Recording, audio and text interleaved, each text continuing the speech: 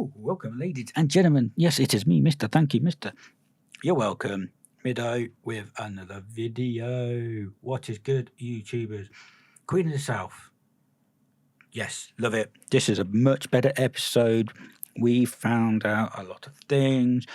A lot of things happened, and someone wound up dead. Multiple times. Actually, loads of people ended up dead, didn't they? So, we have Navarro and TERESA having a go.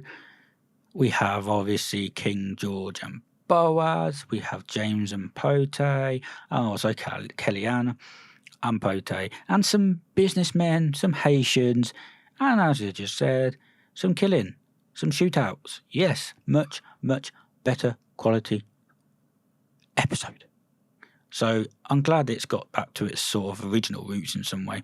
Instead of, well, the last two episodes were pretty boring. Like I said, they were just like James in a pantry for half or more than half of an episode, and Pote and Kellyanne basically arguing for them for episode 4 and 5, and just a lot of standoffish type behaviour. So this episode, we saw TERESA trying to make deals with Navarro, her figuring out and wondering why he's not really taking any calls and, meetings, etc.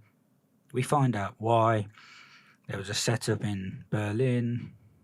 We found out that TERESA killed her connection, her plug, and she didn't know about it. She tried to explain that, trying to be the businesswoman she is. I had no idea. It wasn't trying to step on your toes. Navarro obviously didn't believe her, but eventually he came round on them. It wasn't a one-to-one meeting, as they said, or she said she wanted, because, you had Pote James there and the bodyguard of Navarro. They eventually agreed to a deal, which, we all knew was coming, because, he's a money man. He likes money. He doesn't care how it comes in. He likes money.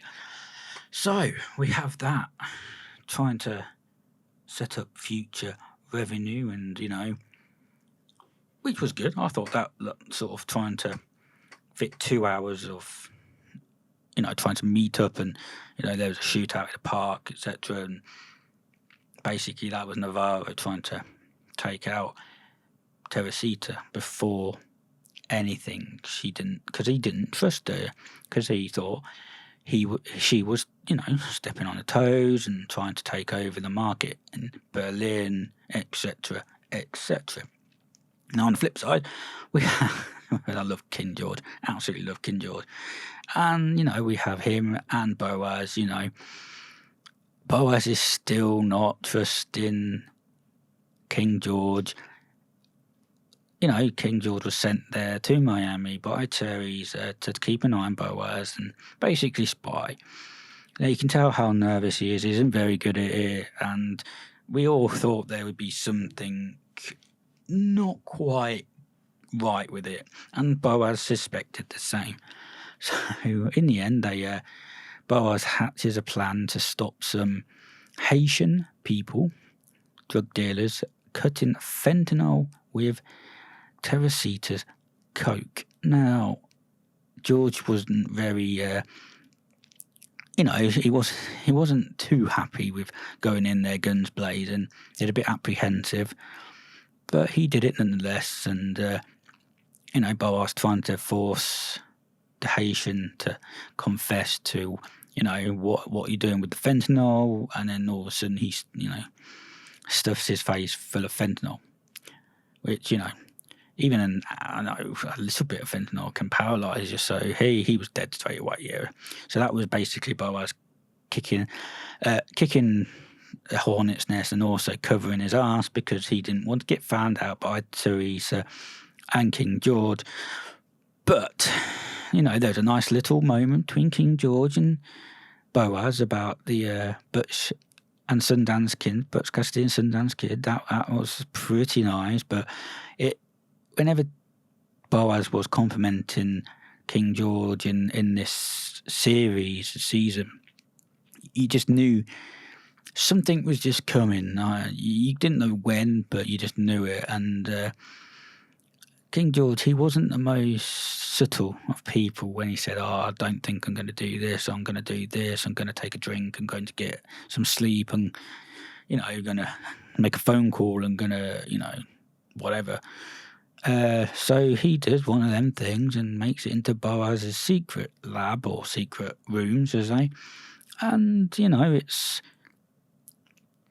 filled with money and coke, and he unlocks this secret, not really secret, is it? But it's a drawer, cabinet file, whatever you want to call it. And there's the fentanyl. And, of course, he tries to take a photo and call and text or call for TERESA, and it doesn't quite work out, because guess who walks in? Yes, Boaz. And guess who shoots him? Boaz, right point blank in the head, and calls him a pendejo. So we kind of feel like Boaz, although he's under the thumb of TERESA, he's wanting Miami for himself. He wants the business for himself, and it's slowly coming to a head, which I think in the last sort of episode, we're going to see TERESA versus Boaz. Now, who shoots TERESA? We don't know. Obviously, like I said in the last video, is it Camilla, Isabella, Boaz? Who knows? We'll find that one out. And also, there was a little bit of business that Kellyanne was trying to get done and didn't want TERESA to know. Now, they were some scam artists. They would buy property and sell it, and then create another corporation, another LLC, and do exactly the same. And of course, when they sold the waterfront to TERESA, they want $500 million for the road. The police obviously can't get involved because they would admit to whatever, and he said that to Kellyanne. But the workers couldn't get in because it's a private road apparently, and they're a security guard. So, Kellyanne being Kellyanne didn't like that, went to the hair offices, offered $10 million in cash straight away. That didn't work. So eventually she told TERESA. Now, TERESA didn't know anything about that, and Kellyanne had just found out that, as I just said, they flip and sell property and buy it back for half the price. So, the famous line of, they want to treat us like gangsters, then let's treat them like gangsters. So she did. They set up a kill room, which was brilliant. And, Bledsoe, and I can't remember the other person's name, so Shaker and Bledsoe, they're the two. Shaker was more of the smug one, an arrogant one, who thought he could get away with anything, but he didn't realise that TERESA was not bluffing. And I guess he didn't know that Bledsoe was the power of attorney if he wasn't there. And he specified that, and by the time he could finish his sentence, his head got blown off. Oh, Pote, you beautiful bastard, you.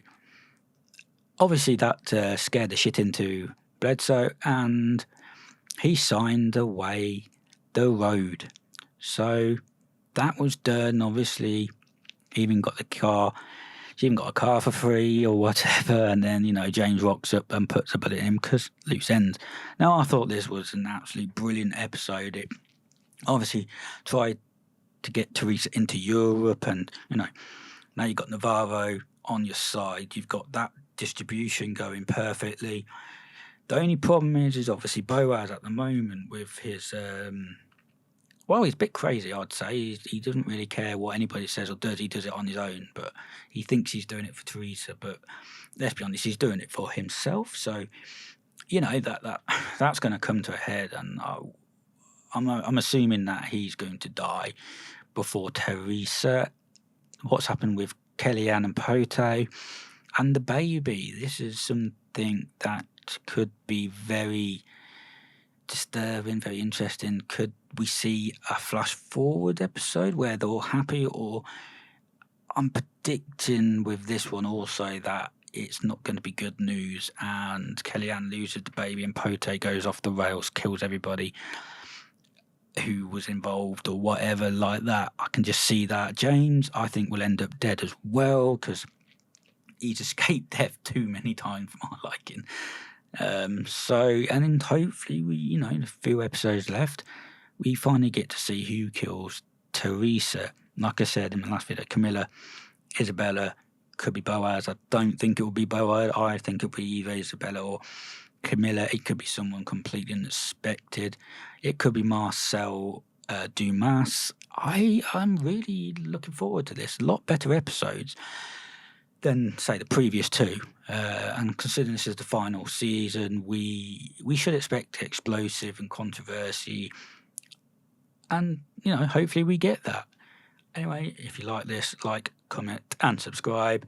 This is Middo. I'm out. Peace. Switchurr.